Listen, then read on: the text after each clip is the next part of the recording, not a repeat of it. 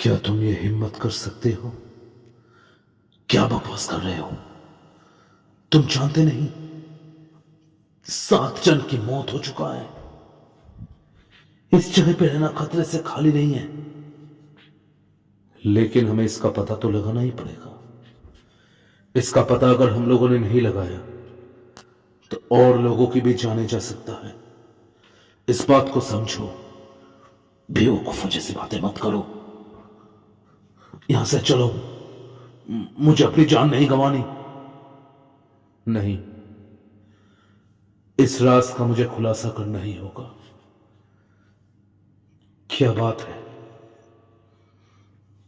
आज फिर से खड़ा हूं मैं और मेरा दोस्त विक्रम हमारे कॉलेज के पुराने बिल्डिंग वाली लाइब्रेरी के सामने। एक सन्नाटा, एक डर और एक अजीब सा माहौल मानो हम लोग को घेर कर रखा है। अभी अचानक पलक झपकते ही कुछ हो सकता है।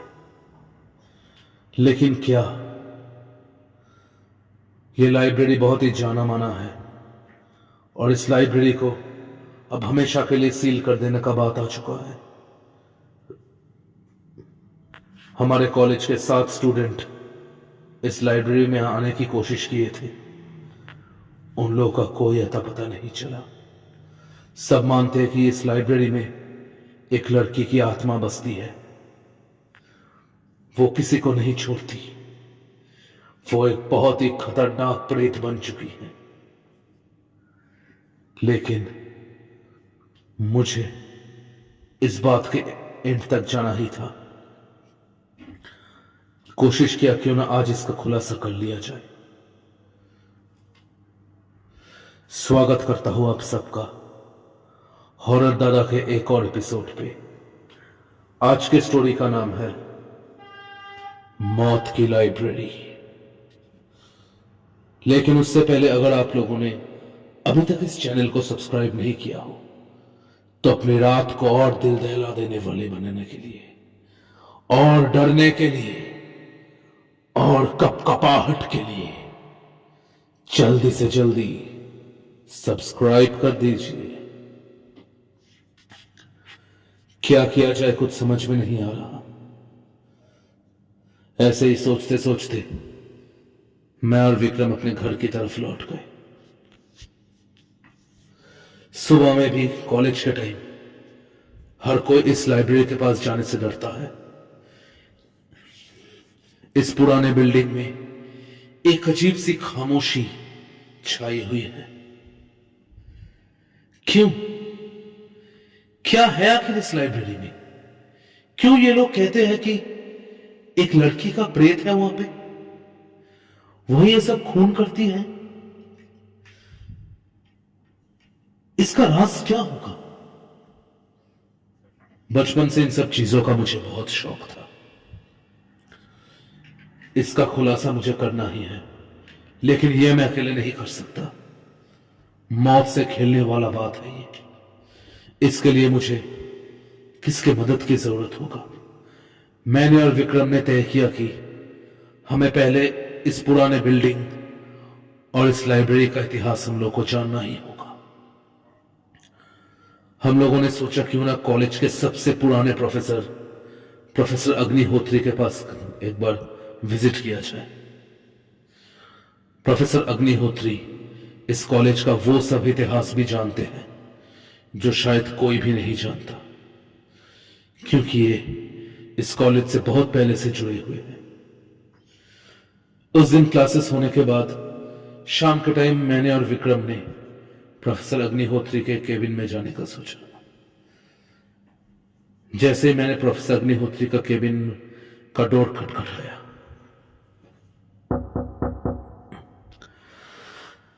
देखते ही देखते वो डोर अपने आप खुल गया।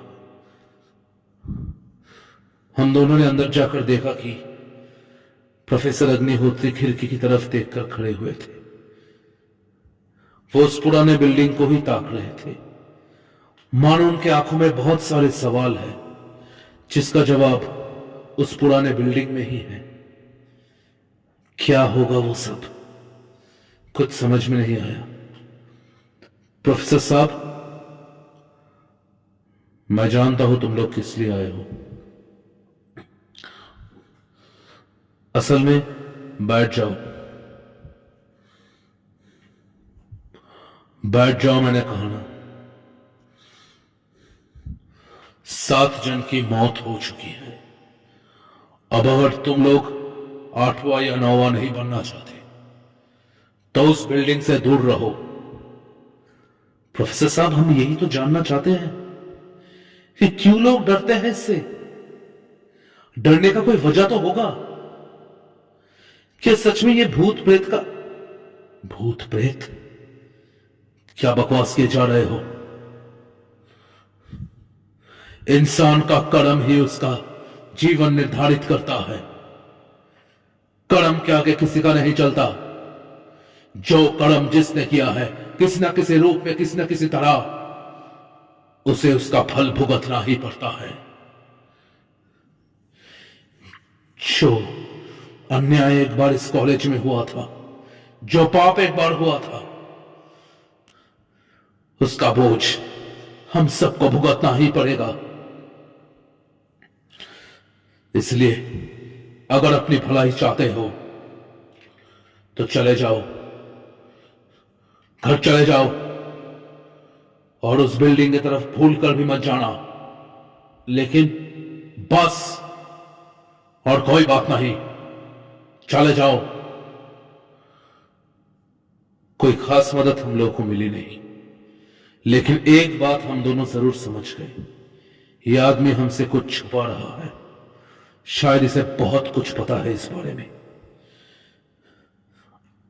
हमें किसी ना किसी तरह इस लाइब्रेरी का राज हमें जानना ही पड़ेगा। इसका खुलासा हमें करना ही पड़ेगा, इसके लिए कुछ भी हो जाए। अगले दिन शाम के टाइम हम दोनों ने सोचा क्यों ना उस बिल्डिंग की तरफ एक बार गया जाए। धीरे धीरे हम लोग उस पुराने बिल्डिंग की तरफ पहुंचे। वैसे ही हमेशा की तरह खड़ा हुआ था। अंदर पूरा अंधेरा था। दरवाजा खोलकर धीरे धीरे हम लोग उस पुराने लाइब्रेरी के पास पहुंचे। उस लाइब्रेरी के नजदीक आते ही एक अजीब सी ठंडक हम लोग को महसूस हुआ। क्या है ये फीलिंग्स? कुछ अजीब सा है। शायद हमें यहां नहीं रहना चाहिए। नहीं नहीं विक्रम, इसका खुलासा आज करना ही पड़ेगा, नहीं तो और भी जाने जा सकता है। मैं ही आज देख कर ही रहूंगा। जैसे ही मैंने लाइब्रेरी का दरवाजा खोला, अंदर पूरा धूल ही धूल था। 2-3 चमगादड़ वहां से उड़ गए। अंदर जाकर देखा, बहुत दिनों के पुराने किताब वैसे के वैसे पड़े हुए थे। चेयर्स, टेबल वगैरह सब कुछ ऐसे ही पड़ा हुआ था। लेकिन एक चीज का एहसास मुझे हो रहा था कि यहां पे हम दोनों अकेले नहीं हैं। किसी के मौजूदगी का एहसास मुझे हो रहा था। लेकिन क्या? ऐसे ही हम लोग लाइब्रेरी की इधर उधर देखने लगे, कहीं कोई चोर वगैरह कुछ छुपा तो नहीं है। लेकिन हमें कोई नहीं मिला। जैसे ही हम जाने वाले थे, अचानक लाइब्रेरी का दरवाजा बंद हो गया। विक्रम जोर से जाकर दरवाजा खटखटाने लगा, मदद के लिए पुकार रहा था, खोलो दरवाजा खोलो। लेकिन हमारे चीखे किसी को सुनाई नहीं दिए। देखते ही देखते लाइब्रेरी के अंदर और ठंड बढ़ने लगा। यह कोई मामूली ठंड नहीं था। मेरे सिर्फ रोंगटे ही नहीं, मानो स्किन के अंदर भी सब कुछ जमने लगा था। और तभी धुएं के साथ हमारे सामने किसको हमने देखा। जो भी हो, ये कोई इंसान तो हो नहीं सकता। उसकी आंखें पूरे सफेद थे, मानो उसके बाल हवा में लहरा रहे हो। उसका आधा शरीर हमें दिखाई नहीं दे रहा था और वो हमारी तरफ ही बढ़ रही थी। तो क्या जो सब लोग कहते हैं वो सच है? क्या सच में ये कहर सच है?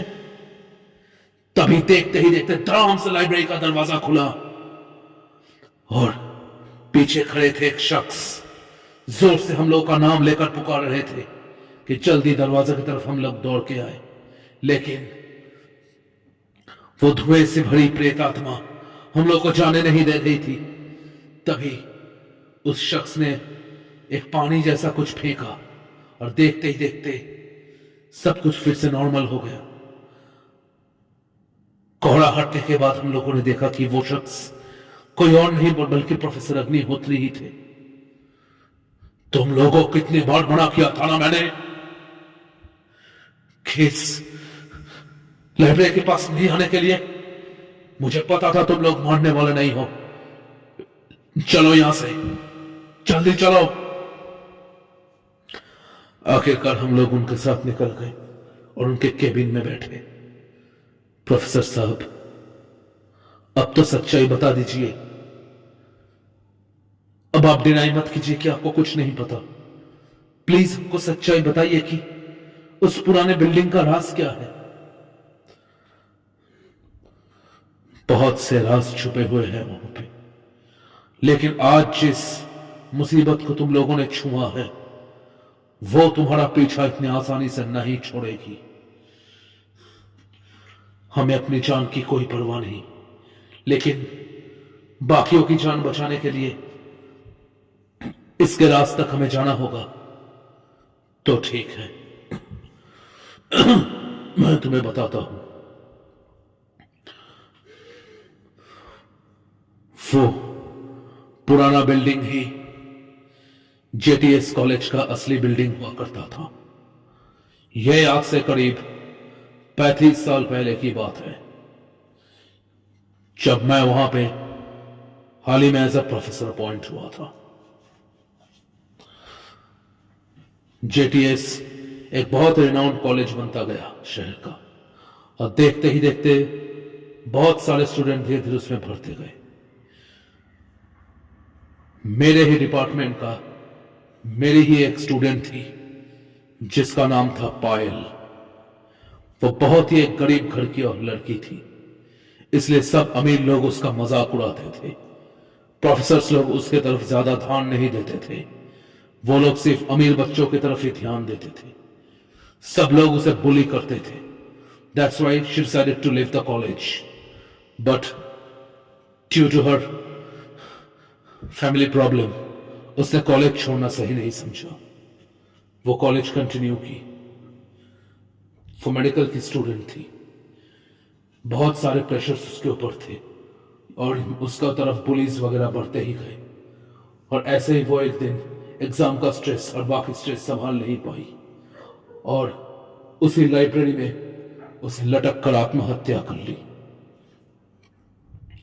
लेकिन मरने से पहले उसने एक शपथ लिया था कि अगर कोई भी उस बिल्डिंग की तरफ और उस लाइब्रेरी की तरफ बढ़ने की कोशिश करेगा तो वो उसे जीने नहीं देगी, वो उसे मार डालेगी।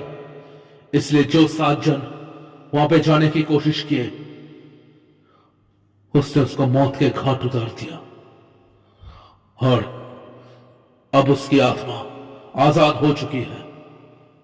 आजाद मतलब उस इंसिडेंट के बाद भी बहुत सारे हादसे होने लगे, और फिर चर्च के एक फादर ने उस दरवाजे को हमेशा के लिए बंद कर दिया था अपने होली पावर्स के साथ। लेकिन अब फिर से वो दरवाजा खुल चुका है, तो वो पायल की आत्मा फिर से जिंदा हो चुकी है। अब इस कहर को रोकना बहुत नामुमकिन है। प्रोफेसर साहब, हर चीज का हल मुझे जानता, हल हर चीज का होता है। मुझे पता है आपको पता है इस चीज का हल क्या है।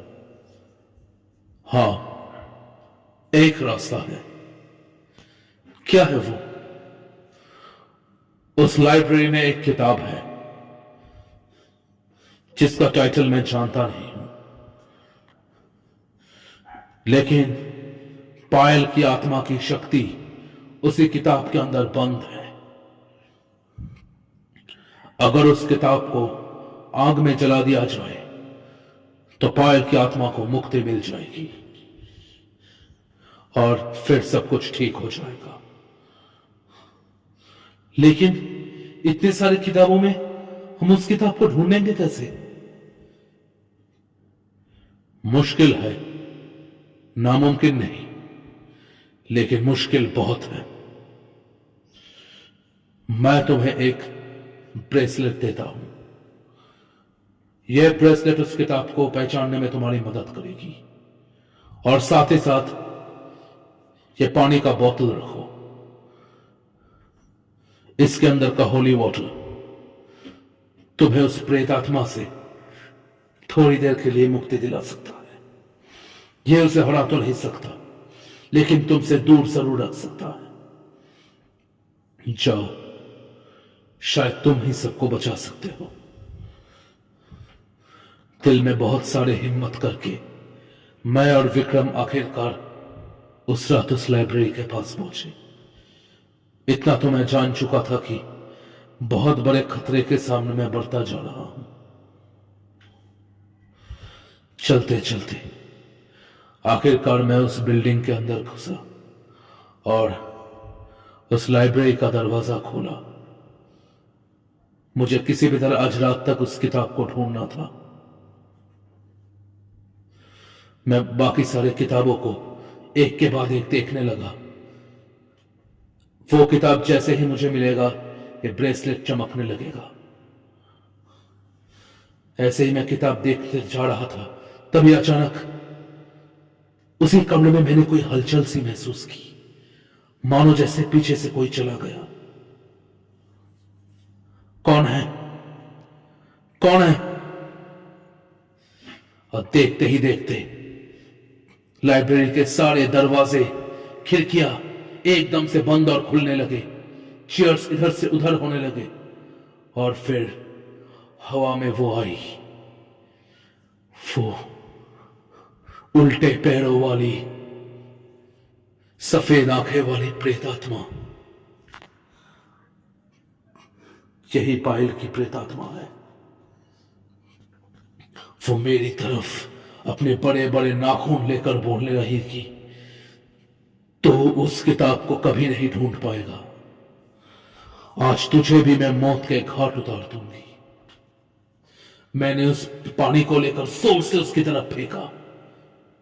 उसकी ताकत निष्क्रिय हो गई, लेकिन मुझे पता था कि मुझे जल्द से जल्द उस किताब को ढूंढना होगा। ऐसे में बाकी किताब ढूंढने लगा, तभी बुक शेल्फ एकदम से मेरे ऊपर गिरने लगे। जोर से मेरे कंधे पर आकर लगा, मेरे सर पे भी आकर दो किताब गिरे, लेकिन मैंने हार नहीं मानी। और तभी अचानक मैंने देखा कि मेरे हाथ का वो ब्रेसलेट जलने लगा। यानी जिस किताब का मुझे तलाश था वो मुझे मिल गया। वो किताब मेरे हाथ में ही था। हाँ, यही वो मेडिकल की किताब है। जैसे ही मैं उस किताब को माचिस लगाने ही वाला था, तभी अचानक जोर की एक हवा के झोंके ने आकर मुझे कहीं और गिरा दिया। मुझे मारने के लिए वो प्रेत मेरे सामने आने लगी, मेरे सामने और आ गई। अब मेरे पास थोड़ा ही पानी बचा हुआ था। मैंने उस सब को लेकर उसके तरफ फेंका और दूर से जाकर उस किताब में आग लगा दिया। और देखते ही देखते शोर की चीखें लाइब्रेरी को खाने लगा और वो प्रेतात्मा मेरे सामने ही हवा में कहीं भस्म हो गई। फिर से एक नई सुबह आया। मैं बाहर निकलकर विक्रम और प्रोफेसर अग्निहोत्री से मिला। प्रोफेसर साहब, मैंने कर दिया, मैंने पायल की आत्मा को मुक्ति दिला दिया। मुझे पता था तुम कर पाओगे। पायल की भटकती रूह को आखिरकार मोक्ष का दरवाजा मिल गया। अब सब ठीक है। हम कोशिश करेंगे कि इस पुराने बिल्डिंग को जल्दी से जल्दी एक ओल्ड एज होम या फिर एक ऑर्फेनेज में बदल दिया जाए।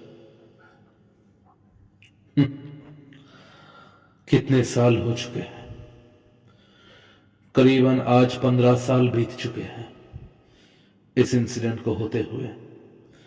जैसे प्रोफेसर अग्निहोत्री ने कहा था कि उस पुराने बिल्डिंग को एक ऑर्फनेज बना दिया जाएगा, वही हुआ। आज प्रोफेसर अग्निहोत्री इस दुनिया में और नहीं है, ना ही पायल की भटकती हुई आत्मा। लेकिन उस दिन का वो राज और उस दिन का वो कहर मेरी जिंदगी में और मेरे रगों में हमेशा के लिए रह जाएगी।